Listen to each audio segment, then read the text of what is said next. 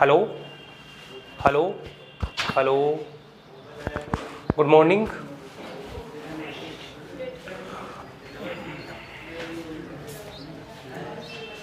नमस्कार दोस्तों, solid science point की ऑनलाइन यूट्यूब क्लासेज में आपका स्वागत है। अपन ने बीएससी पार्ट फर्स्ट पढ़ रहे थे जिसमें अपना डिफरेंशियल कैलकुलस है वो कंटिन्यू हो रखा था, और अभी अपन इंटीग्रेशन कैलकुलस के अंदर थोड़ा सा मैं समझाता हूँ। पहले तो यूनिट सिस्टम अपना इंटीग्रेशन कैलकुलस जो है या इंटीग्रल कैलकुलस, इसके अंदर दोस्तों दो यूनिट है। अगर अपन कैलकुलस पूरे पेपर की बात करें तो पूरे पेपर में कैलकुलस में 5 यूनिट है और ये 40 मार्क्स का पेपर है। इन 40 मार्क्स में जो स्टार्टिंग के 3 यूनिट है, फर्स्ट, सेकंड और थर्ड, ये 3 यूनिट तो अपने डिफरेंशिएशन कैलकुलस में, जिसमें अपन ने फर्स्ट यूनिट में सीरीज वाला पोर्शन देखा जहाँ पे कन्वर्जेंस चेक करने के तरीके थे, अपने पॉजिटिव टर्म्स की सीरीज थी और अल्टरनेट टर्म्स की जो सीरीज थी उसके अंदर। जो सेकंड यूनिट था उसके अंदर अपन ने partial differential equation 5th chapter देखा। इसके अलावा चाप की लंबाई वगैरह निकालने का भी देखा था। पैडल इक्वेशन भी अपन ने पढ़ा था जिसमें चैप्टर नंबर 3 था, और एक चैप्टर नंबर 4 भी था उसके अंदर जिसमें कर्वेचर था, तो वो कर्वेचर का भी देखेंगे। इसके अलावा थर्ड यूनिट की बात करें तो थर्ड यूनिट के अंदर अपन पढ़ेंगे एसिम्प्टोट अनंत स्पर्शिया पढ़ेंगे और मल्टीपल पॉइंट और कर्व ट्रेसिंग पढ़ेंगे। कर्व ट्रेसिंग का मतलब है कि वक्र अनुरेखण, विभिन्न प्रकार के अपन कर्व देखेंगे। कार्टेशियन कर्व देखेंगे जो एक्स और वाई के अंदर होंगे, और इसके अलावा पोलर कर्व देखेंगे आर और थीटा के अंदर जो होंगे, उनको किस प्रकार से क्या ड्रॉ किया जाता है उसके बाद में अपन आगे पढ़ेंगे। अब जो ये तीसरा जो यूनिट है, कर्व ट्रेसिंग का पोर्शन ज़्यादा इंपॉर्टेंट है, क्योंकि कर्व ट्रेसिंग के माध्यम से ही अपन विभिन्न प्रकार के जो कार्टेशियन कर्व आएंगे, जैसे कुछ स्टैंडर्ड कर्व तो अपन जानते हैं भाई, पैराबोला जानते हैं, एलिप्स जानते हैं, वैसे बहुत टेक्ट्री आएगा, अपना सिसोइड आएगा, लेमनेस्केट आएगा, कार्डियोइड आएगा, तो इनके एरिया वगैरह निकालने हैं। तो उसके लिए सबसे पहले ये कर्व ट्रेसिंग जो यूनिट है वो भी अपना इंपॉर्टेंट है, जो डिफरेंशियल कैलकुलस के यूनिट नंबर 3 में आएगा। इसके बाद में अपन बात करेंगे, जैसे आज इंटीग्रेशन कैलकुलस की बात करेंगे, और इंटीग्रेशन कैलकुलस में अपना 4th यूनिट है और 5th यूनिट है। फिलहाल अपन 4th यूनिट की बात कर रहे हैं। इंटीग्रेशन कैलकुलस में अगर अपन चैप्टर नंबर 1 की बात करें तो चैप्टर नंबर 1 है gamma and beta function, gamma and beta function, ये अपन चैप्टर नंबर 1 में पढ़ेंगे। चैप्टर नंबर 2 में अपन पढ़ेंगे double and triple integration, double and triple integration, double and triple integration. अब डबल इंटीग्रेशन होता है वो अपने पास कोई भी जो एरिया देगा या कोई भी अपने पास आकृति होगी उसका एरिया फाइंड आउट करने के काम में आता है डबल इंटीग्रेशन, और ट्रिपल इंटीग्रेशन होता है वो वॉल्यूम निकालने के काम में आता है, आयतन निकालने के काम में आता है। तो कुछ क्वेश्चन तो ऐसे होंगे जिनमें वो आकृति खुद बना के देगा कि भाई ये आपकी सेफ है, इसका एरिया निकालो या इसका वॉल्यूम निकालो, तो उस हिसाब से करेंगे।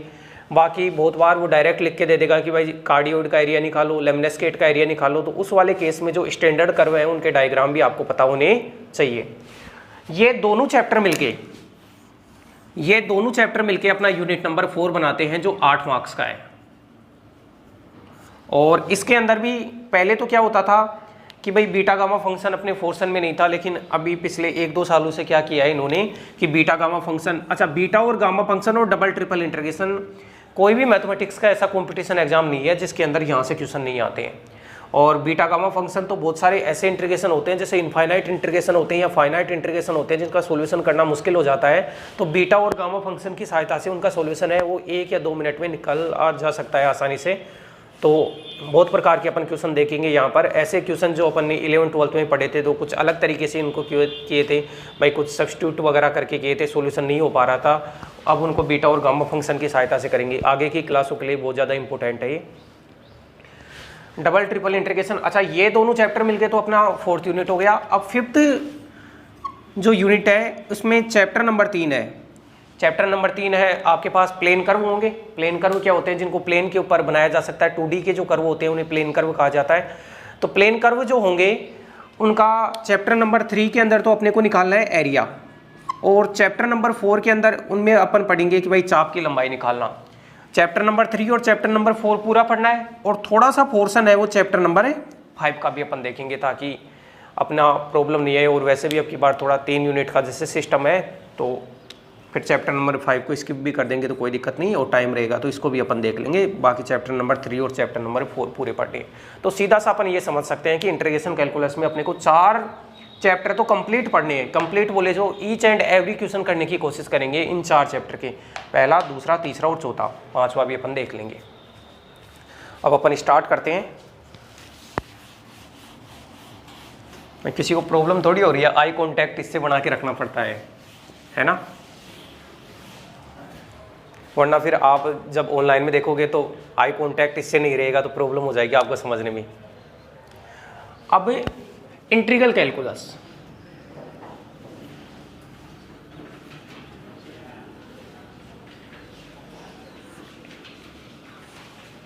Chapter 1, unit number 4, beta and gamma function.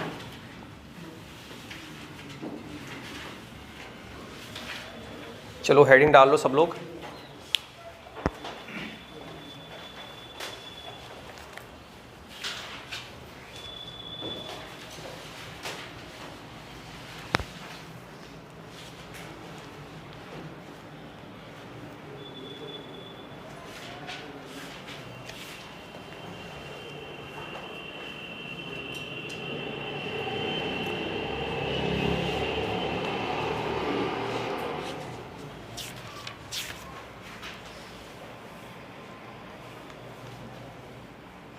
Okay,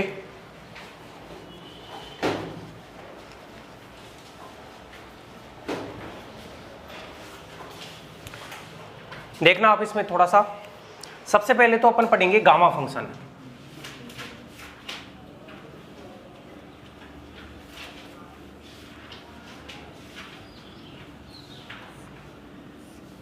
gamma फलन, तो गामा फलन की डेफिनेशन देखते हैं।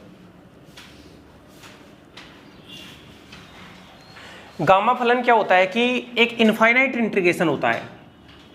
इनफाइनाइट इंटीग्रेशन बोले तो 0 टू इनफाइनाइट इसकी लिमिट होती है, और यहाँ पे एक वेरिएबल होता है x की पावर n-1 e की power -x dx। 0 to infinite x की पावर n-1 e की पावर -x dx। ये जो इनफाइनाइट इंटीग्रेशन होता है, जो अनंत समाकलन होता है, इसका जो मान है उसको गामा n से दर्शाया जाता है। ये गामा का चिन्ह है दोस्तों। गामा फंक्शन को ऐसे लिखा जाता है, इस वाले चिन्ह से। थोड़ा सा आगे निकाल दो या फिर ये कर दो। गामा n से दर्शाया जाता है इनफाइनाइट इंटीग्रेशन, ये जो है। तो इसको आपको याद रखना पड़ेगा। अच्छा, मेन बात ये है कि ये जो n आ रहा है ना, वो x की पावर में ये जो लिखा हुआ है इसके हिसाब से आ रहा है। जैसे मान लो x की पावर में 3 आ गया, तो 3 को आप क्या लिखोगे, 2 - 1, तो n का मान 2 हुआ, तो इसका मान हो जाएगा गामा 2। अब वेरिएबल x के अंदर है तो वेरिएबल t में भी हो सकता है। इसको ऐसे भी पढ़ा जा सकता है 0 टू इनफाइनाइट t की पावर n-1 e की पावर -t dt, तो उससे कोई प्रॉब्लम नहीं होगी। तो मैं सबसे पहले एक परिभाषा लिखाता हूँ गामा फंक्शन की आपको। क्या है, यदि स्मॉल n ग्रेटर देन 0 एक परिमेय धनात्मक राशि है, एक परिमेय धनात्मक राशि है। अब परिमेय का मतलब दोस्तों ये है कि भाई n का मान नेगेटिव नहीं लेना है अपने को, और जैसे 1/2 आ सकता है, 3/2 आ सकता है, 4/2 कुछ भी आ सकता है, लेकिन इसका मान, अच्छा इंटीजर भी आ सकता है। परिमेय के अंदर तो अपने इंटीजर नंबर भी शामिल होते हैं। n का मान नेगेटिव नहीं लेना है। यदि n एक परिमेय धनात्मक राशि है, तब अनंत समाकलन इनफाइनाइट इंटीग्रेशन है, तब अनंत समाकलन और एक इनफाइनाइट इंटीग्रेशन है 0 टू इनफाइनाइट e की power x -1 0 to infinite x की पावर n माइनस 1 e की पावर माइनस x dx को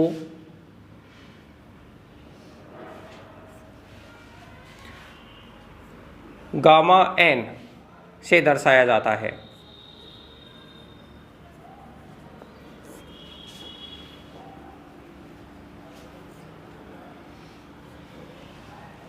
ये जो इनफाइनाइट इंटीग्रेशन है इसको गामा n से दर्शाया जाता है। अच्छा, इसको मैं लिख देता हूं,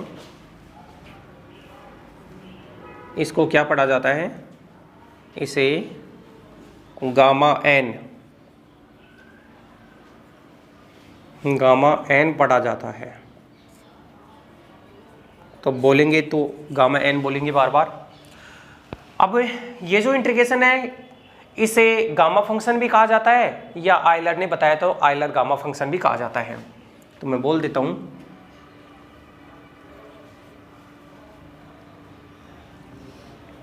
इसे गामा n, इसे गामा फंक्शन,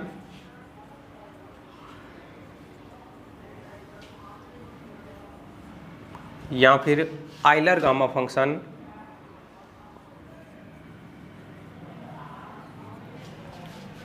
भी कहा जाता है।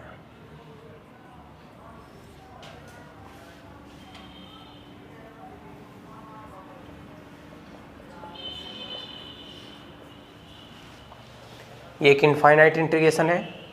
तो ये डेफिनेशन है। डेफिनेशन तो क्या है कि कुल मिला के आपको ये जो इंटीग्रेशन लिखा हुआ है इसको याद करना है। 0 टू इनफाइनाइट x की पावर n माइनस 1 e की पावर माइनस x dx कीजिए। अब इसकी एक एक प्रॉपर्टी अपन पढ़ते जाते हैं गामा फंक्शन की। एक बार कॉपी करो आप।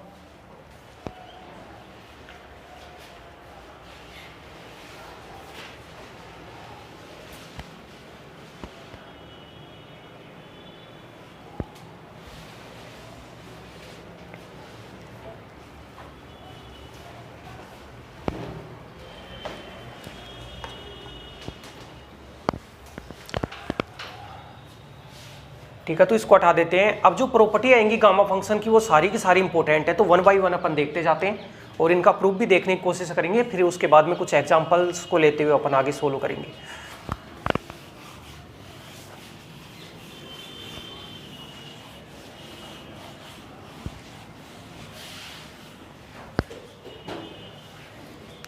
तो बनाना heading some important properties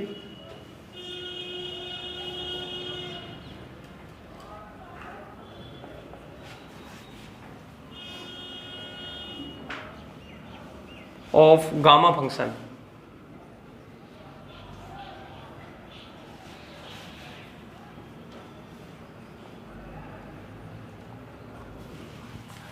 some important properties of gamma function. उसके अंदर दोस्तों पहली प्रॉपर्टी जो है वो आपको ये लिखनी है कि गामा n प्लस 1, गामा इसको पढ़ना है, गामा n प्लस 1 का जो मान होता है वो होता है n गामा n। क्या होता है? गामा n प्लस 1 का मान क्या होता है? n तो आगे आ जाता है और फिर गामा किसके ऊपर लग जाता है? n के ऊपर। गामा n प्लस 1 का मान होता है गामा n, और यहाँ पे n का मान है ग्रेटर देन 0। जैसे अच्छा, ग्रेटर देन 0 का मतलब है कि n है वो इंटीजर भी हो सकता है और अपना रेशनल नंबर भी हो सकता है। n का मान 4 भी आ सकता है या n का मान जैसे 3/2 ऐसे भी आ सकता है। तो ये प्रत्येक परिमेय संख्या के लिए लागू होता है। जैसे कभी ऐसे लिखा हुआ मान लो गामा 5/2 ऐसे लिखा हुआ है, तो गामा 5/2 को ऐसे लिख सकते हैं 3/2 + 1। तो ऐसे बन गया n + 1, और फिर ये 3/2 + 1 है तो n का मान कितना आया? अगर इसकी और इसके कंपेयर करूं तो n का मान 3/2 आया, तो इसको बोल सकते हैं 3/2 गामा 3/2 ऐसे बोल सकते हैं। और फिर ये 3/2 है, ये फिर से 3/2 है, इसको 1/2 + 1 लिख दिया, और 3/2 तो है, और इसको 1/2 गामा 1/2। और आगे मैं जब पढ़ाऊंगा तो आपको बताऊंगा कि गामा 1/2 इसका मान होता है √π। गामा 1/2 का मान कितना होता है? √π। ये आपको अभी याद रख लो तो आसान बात है, प्रूफ करके भी बता दूंगा। गामा हाफ का मान होता है दोस्तों √π। गामा हाफ का मान √π, तो इसका मान अपन बोल देंगे 3/4 और √π। ये गामा 5/2 का ऐसे मान निकाला जाएगा। तो ये जब क्वेश्चन करेंगे तब काम में आएगा। फिलहाल इसका प्रूफ भी बता देता हूं। तो सबको याद रखना है गामा n प्लस 1 का मान होता है n गामा n, ठीक है।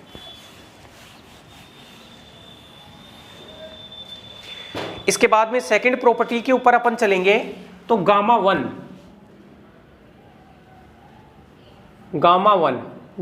का मान कितना होता है 1। और तीसरा है गामा n प्लस 1 का मान होता है n factorial. Gamma n plus 1 का मान n फैक्टोरियल होता है। कब होता है? n हो गया वो नेचुरल नंबर मान लो, या पॉजिटिव इंटीजर बोल दो, या तो नेचुरल नंबर बोल दो या पॉजिटिव इंटीजर।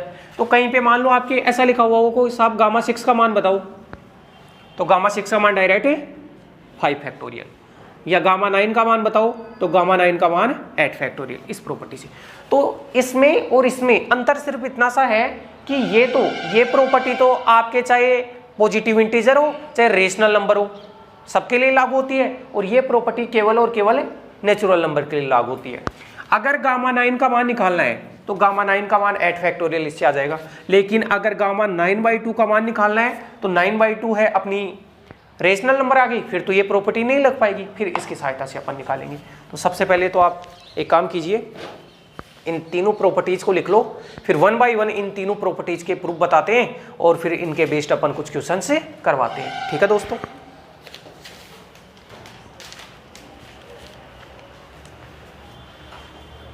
कुछ आ रहा है समझ में? बताइए।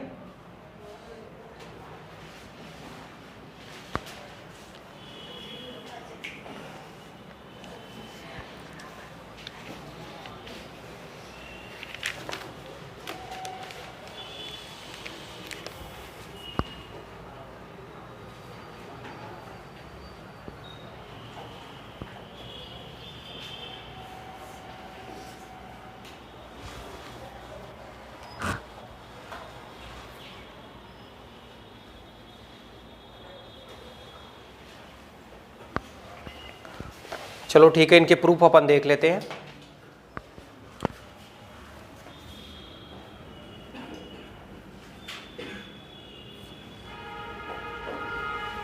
फर्स्ट प्रॉपर्टी का प्रूफ, गामा n प्लस 1 बराबर होता है n गामा n। देखना, क्योंकि by the definition of gamma function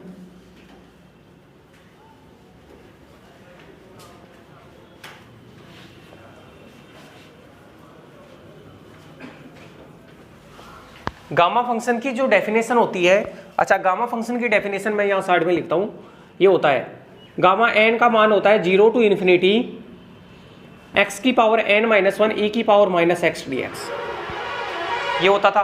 तो बताओ गामा n का मान ये है, तो अगर n की जगह मैं यहाँ n प्लस 1 पुट कर दूं तो यहाँ भी क्या हो जाएगा, n की जगह n प्लस 1 हो जाएगा, तो n प्लस 1 माइनस 1 हो जाएगा, तो ये कैंसिल हो जाएगा, तो यहाँ क्या बचेगा x की पावर n। तो देखना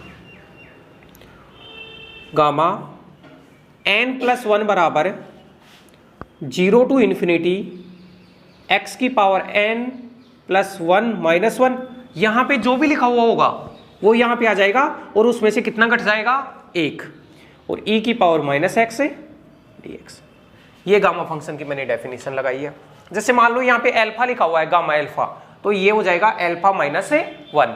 जैसे 5 लिखा हुआ है यहाँ पे गामा 5, तो आप लिखोगे 5 माइनस 1, तो ये बनेगा 0 to इनफाइनाइट x की पावर n e की पावर माइनस x dx।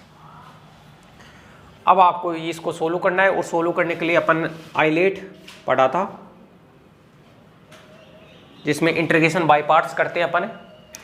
और इंटीग्रेशन बाय पार्ट्स में जो पहला फंक्शन और दूसरा फंक्शन अपन को माना जाता है वो इसके अनुसार माना जाता है, भाई इनवर्स फंक्शन है, लॉग फंक्शन है, एल्जेब्रिक फंक्शन है, त्रिकोणमितीय फलन है, एक्सपोनेंशियल फंक्शन है, तो इसके हिसाब से माना जाता है। तो इसको तो मैं पहला फंक्शन मान लेता हूँ और इसको दूसरा फंक्शन मान लेता हूँ। अब होता क्या है, पहले फंक्शन को रोको और दूसरे फंक्शन का समाकलन,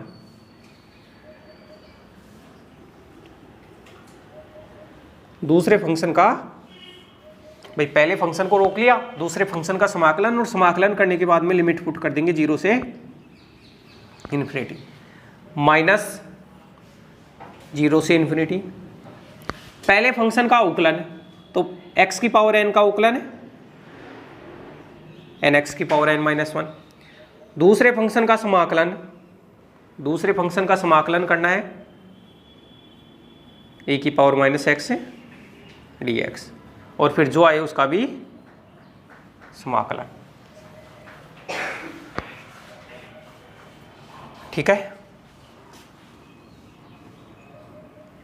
तो ये बना x की पावर n, e की पावर माइनस x का समाकलन क्या होता है, माइनस e की पावर माइनस x, और ये 0 टू इन्फिनिटी। ये माइनस e की पावर माइनस x होगा तो माइनस आगे आएगा, तो ये प्लस, अच्छा n कॉन्स्टेंट है उसको बाहर निकाल लिया, तो ये बन गया 0 टू इन्फिनिटी x की पावर n माइनस 1, और ये बन गया e की पावर माइनस x dx। भाई इसका इंटीग्रेशन अपन ने कर दिया। और ये जो बना, अब देखो इसका मान तो 0 होगा, मैं अलग से बता देता हूं कि 0 कैसे होगा। इसका मान तो 0 होगा, और ये पूरा का पूरा बना वो n तो बाहर आ गया, और ये इतना क्या है बताओ, गामा n। क्या है ये, गामा n। शुरू में गामा फंक्शन की डेफिनेशन देखी थी, तो कुल मिला के हो गया n गामा n। तो ये अपना प्रूफ हो गया फर्स्ट वाला, और n का मान क्या है, ग्रेटर देन 0। अब सिर्फ इतना सा है कि ये जो था, देखो अगर आप 0 पुट कर दोगे तब तो 0 हो जाएगा, केवल अपर लिमिट अपने को देखनी है। ये बेसिकली ऐसे है, माइनस x की पावर n e की पावर माइनस x और 0 टू इनफाइनाइट। अब इनफाइनाइट पुट कर रहे हैं, इसका मतलब आपको limit n tends to infinite, या x की जगह पुट कर रहे हैं इंटीग्रेशन, तो x गोज टू इनफाइनाइट लेना होगा, x की पावर n e की पावर माइनस x, और फिर ये माइनस तो बाहर निकाल लिया, और फिर क्या होता है, लोअर लिमिट पुट करते तो माइनस, और x की जगह 0 रखते ही वो तो खत्म हो गया। भाई इस माइनस को तो बाहर निकाल लिया, अपर लिमिट पुट की, तो अपर लिमिट पुट करने का मतलब क्या होता है, भाई ऐसे देख सकते हैं, या तो e की पावर माइनस इनफाइनाइट बन जाएगा, वो 0 हो जाएगा, या फिर इन्फिनिटी पुट करते हैं तो अब वो इन्फिनिटी पुट यहाँ पे नहीं हो पाएगा, क्योंकि 0 इंटू इन्फिनिटी टाइप का रूप बन जाएगा।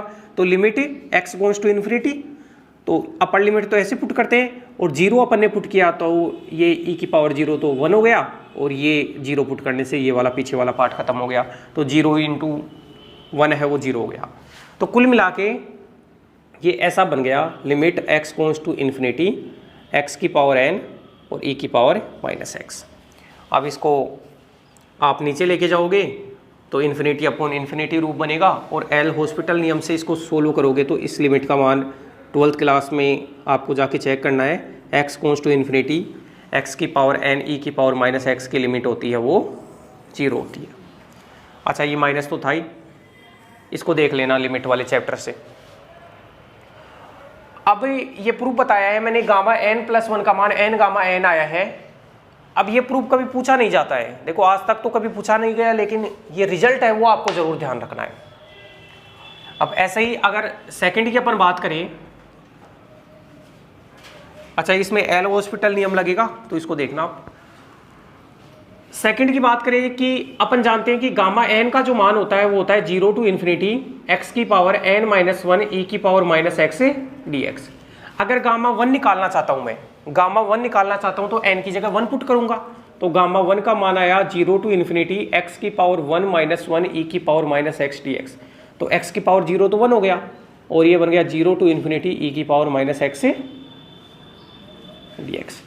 तो ये बन गया e की पावर माइनस x का इंटीग्रेशन होता है माइनस e की पावर माइनस x और 0 टू इन्फिनिटी, माइनस को तो बाहर निकाल लो, तो e की power minus infinity minus e की पावर 0। e की पावर माइनस इन्फिनिटी का मान 0 होता है, अरे ऐसे होता है ना, e की पावर माइनस इन्फिनिटी है उसको 1 अपॉन e की पावर इन्फिनिटी, e की पावर इन्फिनिटी इन्फिनिटी हो जाएगा 1 अपॉन इन्फिनिटी 0, तो 0 माइनस 1, तो कुल मिला के कितना आया, प्लस का 1, तो गामा 1 का मान होता है 1। अब ऐसे ही, अच्छा इनको कॉपी कीजिए, फिर अगले पार्ट के ऊपर अपन चलते हैं।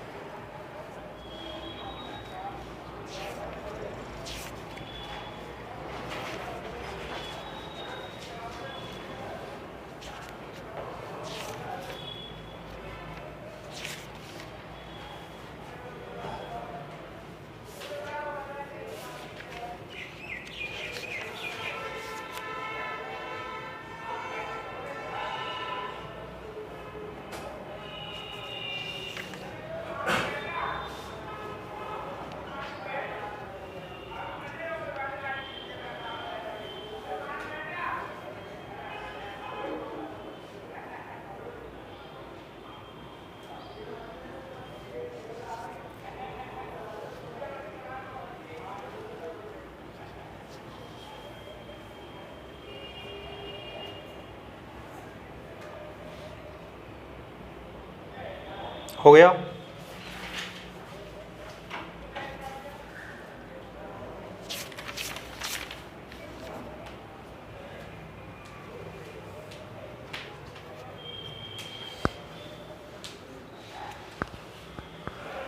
ठीक है,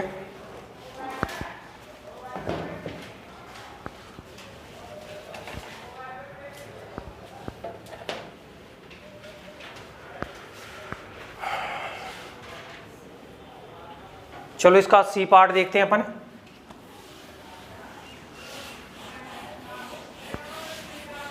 देखो सी पार्ट,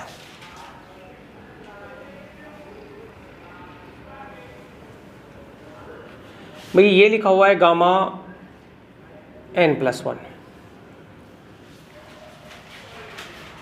अभी गामा n+1 का मान ये अपन ने पढ़ लिया, पहले प्रूव कर दिया। तो गामा n+1 को आप लिख सकते हो n गामा n।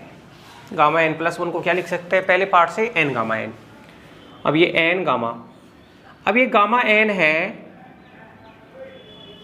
तो बताओ आप इसको n-1+1 लिख सकते हैं या नहीं?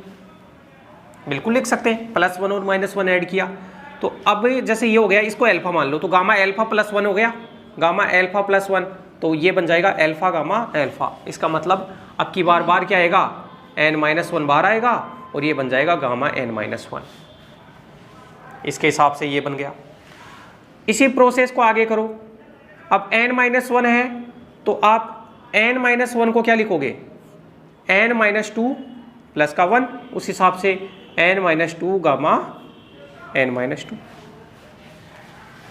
और फिर इसी प्रक्रम को आगे बढ़ाएंगे तो n-2, तो ये लास्ट में चलेगा 3, 2 और 1। जब 1 आएगा, जैसे n-2 आ रहा है तो उसके आगे गामा n-2 आ रहा है तो 1 आएगा तो आगे क्या आएगा, गामा 1, और गामा 1 का मान कितना होता है, 1। तो कुल मिला के ये बना n-1, n-2, 3, 2, 1 और इसका मान भी 1। तो ये दोस्तों बन गया n⁻। तो आप इसको भी देख लेना। तो ध्यान रखना गामा n+1 का मान क्या होता है, n⁻। और n⁻ को सोल्व करना आता है, जैसे 5 लिखा हुआ है तो 5 × 4 × 3 × 2 × 1 से अपन इसको सोल्व कर लेंगे। अब कुछ और भी चीज़ें हैं, इसके अंदर कुछ और फॉर्मूले हैं, लेकिन अभी अपन एक मेन फॉर्मूला पढ़ते हैं। एक बार इसको आप कॉपी करो।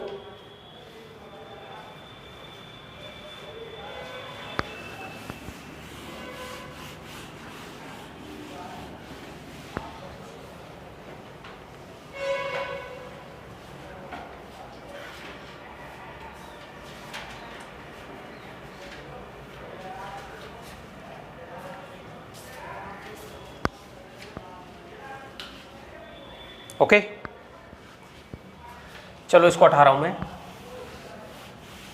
अच्छा, गामा हाफ का मान याद रखना भाई, ये कहीं पे आप लिख लो, गामा हाफ प्रूव करके बताऊंगा मैं इसको। इसका मान होता है √π, गामा हाफ का मान होता है √π। सम इंपोर्टेंट रिजल्ट,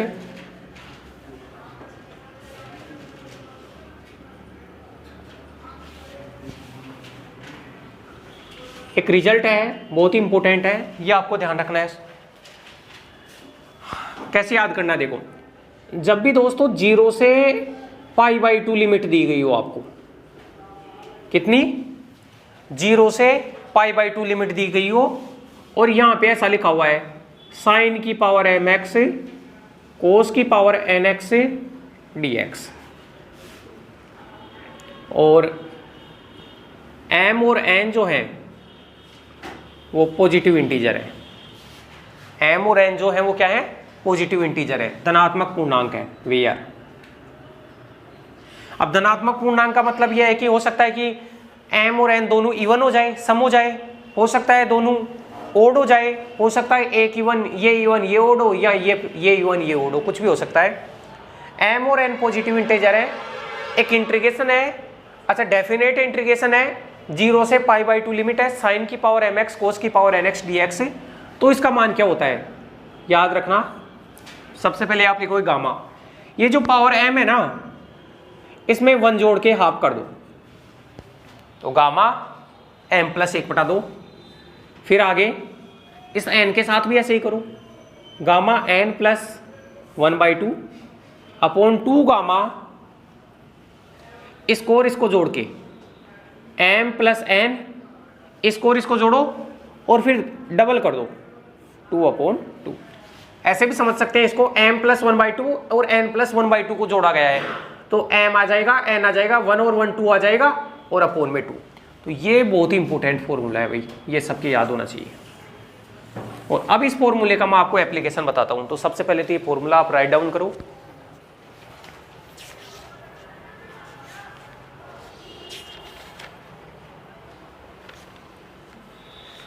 एक डेफिनेट इंटीग्रेशन है जिसमें साइन और कोस आ रहे हैं। m पावर है तो gamma m plus half, gamma n plus half upon 2 gamma m plus n plus 2 upon 2।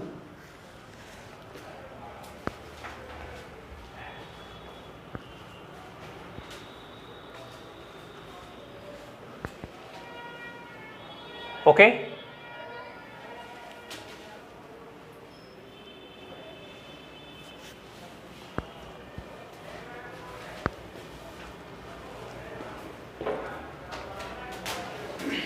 अब इस फॉर्मूले का एप्लीकेशन देखो। जैसे फर्स्ट एग्जांपल के माध्यम से, अच्छा मैं इसको रफ कर रहा हूं भाई।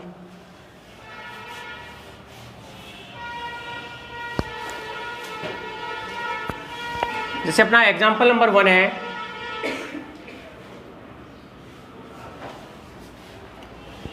फाइंड द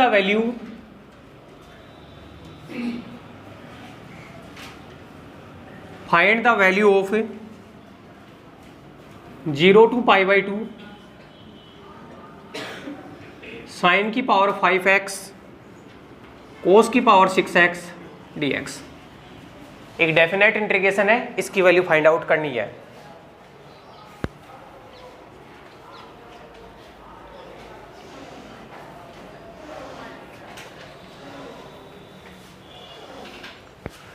तो इस टाइप का जो भी क्वेश्चन आता है तो सबसे पहले आपको क्या नजर डालनी होती है, सबसे पहले तो आपको इस लिमिट्स को देखना होता है। और लिमिट कितनी होनी चाहिए आपकी, 0 से π/2 ही होनी चाहिए। अगर मान लो 0 से π/2 नहीं है या कुछ और लिमिट आपको दिया गया है तो उसको 0 से π/2 में कन्वर्ट करोगे।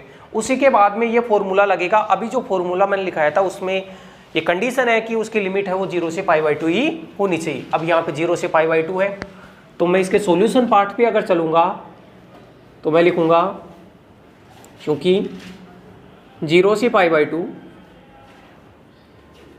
साइन की पावर 5x कोस की power 6x dx equal to, अब देखो m तो ये है और n ये है। फॉर्मूला क्या लिखा है था, gamma m plus half, m plus 1 है तो 5 प्लस 1/2, फिर n प्लस 1/2 तो 6 प्लस 1/2 अपॉन 2 गामा, इसको और इसको जोड़ के 2 और जोड़ो उसमें और फिर 2 का भाग दे दो तो 6 और 5 11, 5 प्लस 6 प्लस 2 अपॉन 2। अभी जो फॉर्मूला बताया था कि भाई gamma m plus n plus 2/2, अब मेरा काम सिर्फ ये है कि इसको सोल्व करना है। तो ये हो गया 6/2, तो ये हो गया गामा 3, ये हो गया गामा 7/2, 6 और 5 11 और 2 13 तो 2 गामा 13/2। चलो ठीक है, अब इसको सोल्व करते हैं। अभी मैंने पढ़ा था दोस्तों, जब भी यहाँ पे इंटीजर लिखा हुआ हो, सॉरी नेचुरल नंबर लिखा हुआ हो तो गामा n प्लस 1 का मान होता है n फैक्टोरियल। तो बताओ गामा 3 का मान कितना हो जाएगा, 2 फैक्टोरियल। ये गामा 7/2 है, इस 7/2 को अभी रोक लो आप, इसको बाद में सोल्व करेंगे। ये है 2 गामा 13/2, बताओ इसको ऐसे लिख सकते हैं कि नहीं, गामा 13/2 है, इसको गामा 11/2 प्लस 1, सही है। और ये बन गया गामा n प्लस 1 हो गया 11/2 गामा 11/2। तो इसको लिखेंगे 11/2 गामा 11/2, 13/2 को। अब ये गामा 11/2 भी बताओ किस में कन्वर्ट होगा, 9/2 गामा 9/2। अब ये 9/2 किस में कन्वर्ट होगा, 7/2 गामा 7/2। और ऊपर वाला गामा 7/2 नीचे वाले गामा 7/2 को कैंसिल कर देगा। अब इससे ये कैंसिल हो गया, इससे ये कैंसिल हो गया, तो 2 × 2 × 2 8, और नीचे 99 इंटू 7, तो 8 3 63 और 6 तो ये वैल्यू हो गई दोस्तों इसकी। तो आप सब लोग करो, और वैसे ये सोल्व नहीं हो पाता तो बहुत सारी ऐसी प्रॉब्लम है, बहुत सारे ऐसे डेफिनेट इंटीग्रेशन होते हैं जिनको सॉल्यूशन अपन कर नहीं पाएंगे, जो नॉर्मल अपन फॉर्मूले जानते हैं उनकी सहायता से, तो गामा फंक्शन लगाकर उनका सॉल्यूशन है बहुत आसानी से निकल सकता है। तो कंपटीशन में भी इस टाइप का क्वेश्चन बनता है, तो सब लोग इसको कीजिए। समझ में आ गया होगा, है ना?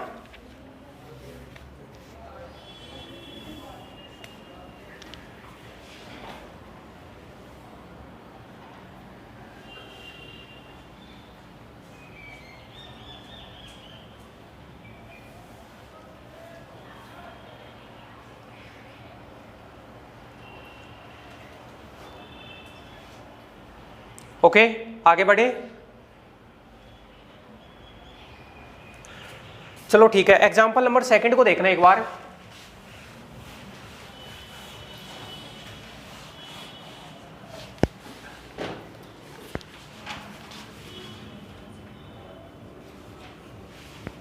एग्जाम्पल नंबर 2 दिया है, फाइंड, आपको एक वैल्यू निकालनी है 0 to π/6 और दे रखा है कोस क्यूब 3 थीटा, कोस 4 3 theta, sine square 6 theta d theta, ऐसे है। अब दोस्तों सबसे बड़ी प्रॉब्लम तो इस क्वेश्चन को सोल्व करने के लिए अभी जो फॉर्मूला लिखा था वो अप्लाई नहीं कर पाएंगे जब तक इसकी लिमिट 0 से π/2 नहीं हो जाती। ओके, और एक चीज अपन ने और नोट की थी, वो लिखा हुआ था कि साइन क्यूब x, जो एंगल था वो x था, और यहाँ पे एंगल देखो ये ट्रिपल हो गया। तो एक काम करो ना आप, कि आप यहाँ पे ये मान लो कि 3 थीटा बराबर कुछ अन्य वेरिएबल मान लो t, 3 थीटा बराबर कितना मान लो t। ऐसा करने से ये हो गया 3 d theta equal to d t, और जहां भी डी थीटा बनेगा उसकी जगह मैं डी टी बाई 3 पुट कर दूंगा। अच्छा, लिमिट भी देख लेंगे। तो कुल मिला के ये जो इंटीग्रेशन था 0 से π/6 कॉस की पावर 4 3 थीटा साइन की पावर 2 6 थीटा डी थीटा, देखो ये किस में कन्वर्ट हो गया भाई। आप थीटा की जगह 0 पुट करो तो टी की जगह भी कितना 0, और थीटा की जगह π/6 पुट करोगे तो टी की जगह π/2, तो देखो लिमिट 0 से π/2 के अंदर कन्वर्ट हो गई। और cos 4 3 थीटा की जगह t, और ये बना साइन स्क्वायर ये 2t भाई, 6 थीटा की जगह 3 थीटा की जगह t है तो ये 2t हो गया, और डी थीटा की जगह dt/3। अच्छा, 3 को तो बाहर निकाल लो, 1/3 0 से π/2 cos 4t, ये सही है। लेकिन इस एंगल को भी हाफ एंगल में चेंज करना अभी, तो मैं क्या लिखूंगा भाई, स्क्वायर को तो बाहर निकाल लिया। अब ये साइन 2t है, साइन 2t क्या होता है 2 sin t cos t, और इसका स्क्वायर और ये dt, तो 2 का स्क्वायर यहाँ आएगा तो ये 4 बार गया, तो 4/3 0 से π/2। साइन की पावर कितना आएगा 2 साइन स्क्वायर t, और कोस की पावर 4 तो यहाँ से 2 यहाँ से, कोस की पावर 60 dt।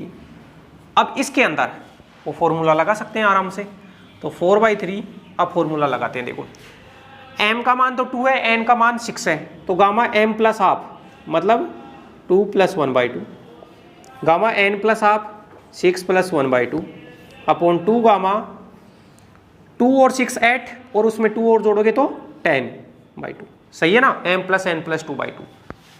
ये बना 4/3, ये बना गामा 3/2, गामा 3/2, और ये बना गामा 7/2, और नीचे 2 गामा 5। अब मैं थोड़ा इधर सोल्व कर देता हूँ इसको। 4/3 गामा 3/2 को क्या लिख सकते हैं 1/2 गामा 1/2, गामा 3/2 को क्या लिख सकते हैं 1/2 गामा 1/2। 7/2 को क्या लिख सकते हैं, पहले तो 5/2 आएगा, फिर 3/2 आएगा, फिर 1/2 आएगा, और 1/2 के आगे क्या आता है लास्ट में गामा 1/2।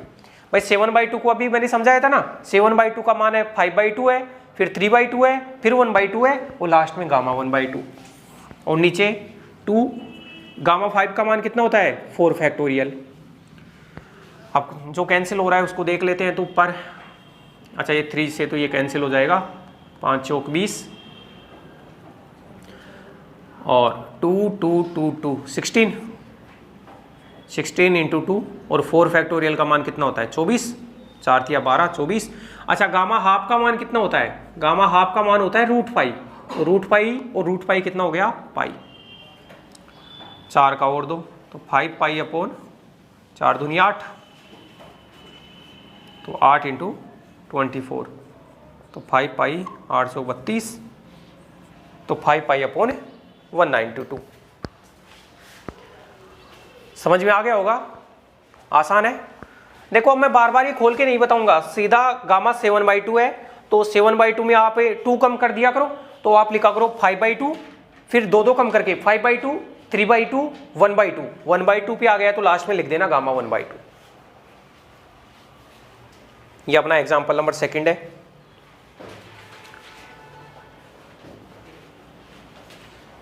तो आपको लिमिट को देखना है स्पेशली कि लिमिट का मान कैसे क्या है, उस अनुसार अपन क्वेश्चन को करेंगे। लिमिट को अगर 0 से π/2 लिमिट नहीं दी गई है तो आप कुछ भी पुट करके 0 से π/2 लिमिट बनाओ और फिर उसके बाद में आप क्वेश्चन को सोल्व करो।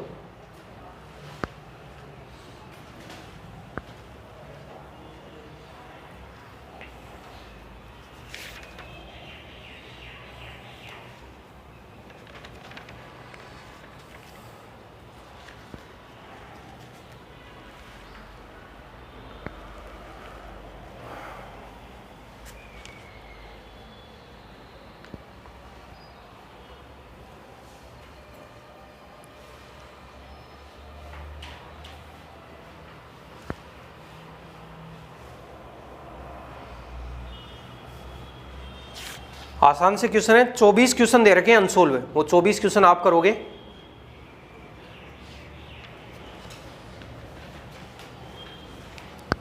जो जो आपकी डाउट होंगी वो नेक्स्ट लेक्चर में अपन ले लेंगे। ज़्यादा से ज़्यादा क्वेश्चंस के ऊपर आप प्रैक्टिस करोगे। चलो कुछ और बताता हूं मैं, ठीक है भाई।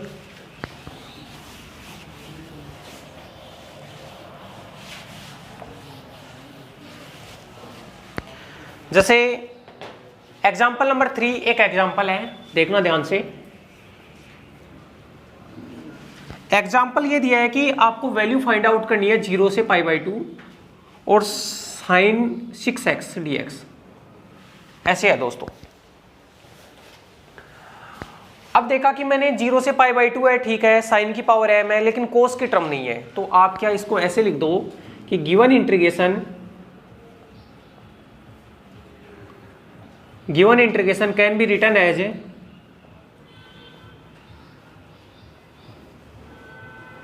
गिवन इंटीग्रेशन होता है वो लिखा जा सकता है, कैसे लिखा जा सकता है, देखो 0 से π/2 साइन की पावर 6x dx। क्या मैं यहाँ 0 से π/2 साइन की पावर 6x और कोस की पावर 0x ये लिख दिया तो कोई प्रॉब्लम नहीं होगी, क्योंकि इसका मान कितना बनेगा 1। लेकिन ये ऐसे बन गया 0 से π/2 साइन की पावर mx कोस की पावर nx। अब देखो फॉर्मूला लगाओगे तो gamma m plus half, m का मान 6 है तो 6 प्लस 1/2 कितना करोगे 7/2।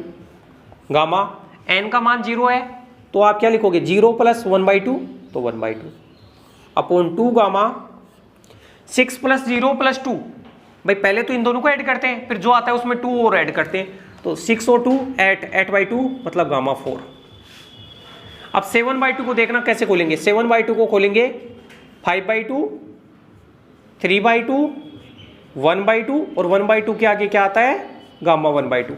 ये तो पूरा इसका मान है, और ये क्या है आगे गामा 1/2 और है अलग से, ये 2 और गामा 4 का मान कितना होता है 3 फैक्टोरियल। तो कुल मिला के ये बना 5 3 15 16 और 3 दूनी 6 और गामा हाफ कितना हो जाएगा रूट पाई और रूट पाई पाई हो जाएगा, तो 5 पाई अपॉन 32, 3 से कैंसिल आउट हो गया। 5 पाई अपॉन 32 इसका दोस्तों इंटीग्रेशन का मान है, तो आप इसको भी कीजिए। इस वाले को उठा देता हूँ मैं।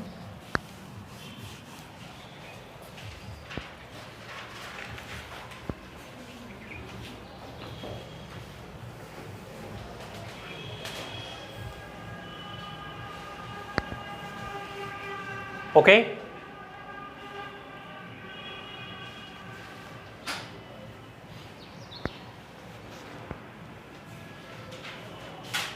चलिए आगे।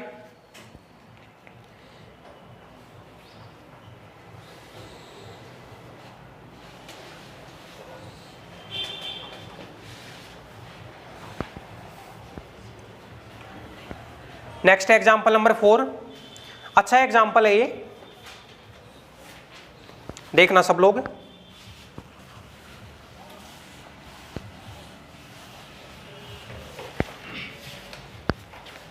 एग्जाम्पल नंबर 4 है, फाइंड द वैल्यू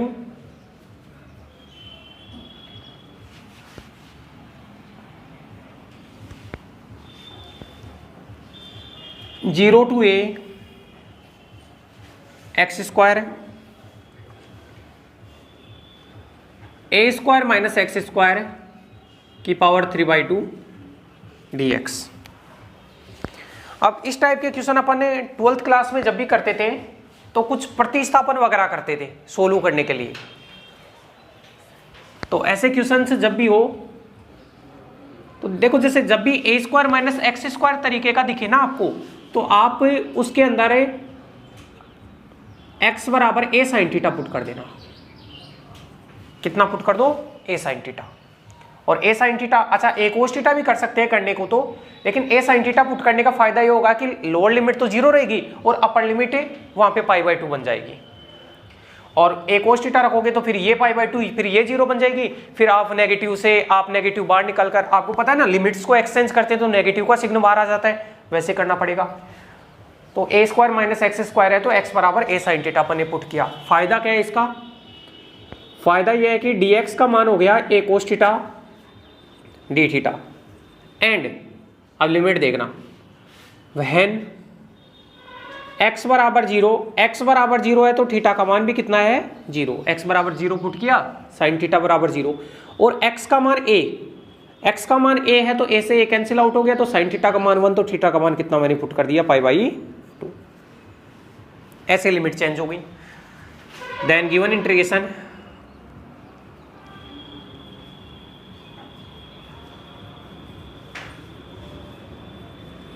जो गिवन इंटीग्रेशन था 0 से a x square a square minus x square की पावर 3/2 dx। देखना सब लोग, लिमिट तो क्या बन गई? 0 से π/2। एक्स स्क्वायर की जगह क्या रखेंगे? ए स्क्वायर साइन स्क्वायर थीटा। यहां से वैल्यू अंदर ए स्क्वायर माइनस एक्स स्क्वायर की जगह फिर से ए स्क्वायर साइन स्क्वायर थीटा, उसकी पावर 3/2। और dx की जगह ए कोस थीटा डी थीटा। ये आप आ रहा है क्या? एक बार देखना कैमरे में। Okay, a cos theta d theta. अब थोड़ा इसको सोल्व करते हैं। 0 to π/2 a square sine square theta. दोस्तों यहां से ए स्क्वायर बाहर आया, जब ए स्क्वायर बाहर आया तो ए स्क्वायर बाहर आएगा तो ए स्क्वायर की पावर 3/2 होगा। और ए स्क्वायर की पावर 3/2 कितना होता है? ए स्क्वायर की पावर 3/2 करोगे तो ए क्यूब बनेगा। यहां बना 1 माइनस साइन स्क्वायर थीटा, और 1 माइनस साइन स्क्वायर थीटा होता है कोस स्क्वायर थीटा, और कोस स्क्वायर थीटा की पावर 3/2 करोगे तो cos cube theta. Cos square theta की पावर 3/2 करोगे तो कितना बन जाएगा? Cos cube theta. और ये ऐसे कैसे? ए कोस थीटा डी थीटा। अब ए की पावर कितनी है? 3 और 2 5 और 1 6, तो ये बन गया ए की पावर 6। कॉन्स्टेंट है, बाहर निकाल लिया 0 से π/2। साइन की पावर कितनी है? साइन की पावर 2 थीटा और कोस की पावर है 4 थीटा डी थीटा। अब ये नॉर्मल इंटीग्रेशन आ गया आपका ए की पावर 6। गामा फंक्शन लगाऊंगा तो 2 है तो गामा 2 + 1/2 3/2, 4 है तो गामा 4 + 1/2 5/2 अपॉन 2 गामा 2 और 4, तो 4 और 2 6 और 2 और किया 8, 8/2 4 ए की पावर 6। 3/2 को लिख सकते हैं 1/2 गामा 1/2 और 5/2 को क्या लिख सकते हैं 3/2, 1/2 और फिर 1/2 के आगे गामा 1/2, ये 2। गामा 4 का मान होता है 3 फैक्टोरियल, 3 फैक्टोरियल बोले तो 3 × 2, 3 तो कैंसिल आउट हो गया तो 2, अच्छा ये a की पावर 6, तो यहाँ 2, ये 2, ये 2, 8 और 16 और 32 तो 32 और 1/32 और गामा हाफ गामा √5 और √5 पाई और 3 कैंसिल आउट हो गया, तो पाई a6/32 बिल्कुल सही आंसर है। तो आप सब लोग इसको कॉपी कीजिए, बिल्कुल आसान सा क्वेश्चन है। तो कुछ ऐसे भी क्वेश्चन होते हैं जिनमें अपने को कुछ प्रतिस्थापन वगैरह करके गामा फंक्शन का यूज किया जाता है।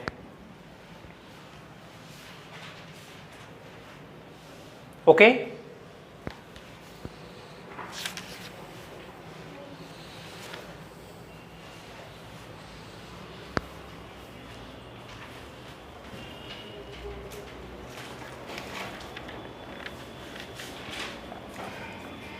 अब मैंने 4 एग्जाम्पल करवा दिए हैं, 2 एग्जाम्पल बचे हुए हैं, ये भी अपन देख लेंगे नेक्स्ट लेक्चर में जो भी होगा अपना। आपका काम ये है कि दोस्तों अब फर्स्ट ए है, उसके अंदर 12 क्वेश्चन है और प्रत्येक क्वेश्चन में 2 क्वेश्चन है, मतलब टोटल 24 क्वेश्चन है। ये 24 क्वेश्चन करना आपका काम है और इनमें जो भी डाउट आती है वो मार्क कर लेना, ताकि जब भी अपना अगला लेक्चर हो उसके अंदर आप बता देना तो मैं सॉल्यूशन इनके प्रोवाइड करवा दूंगा। तब तक दोस्तों धन्यवाद, और आप वीडियो को लाइक करें, चैनल को सब्सक्राइब नहीं किया तो सब्सक्राइब करें और ज़्यादा से ज़्यादा सॉलिड साइंस पॉइंट से जुड़े। धन्यवाद।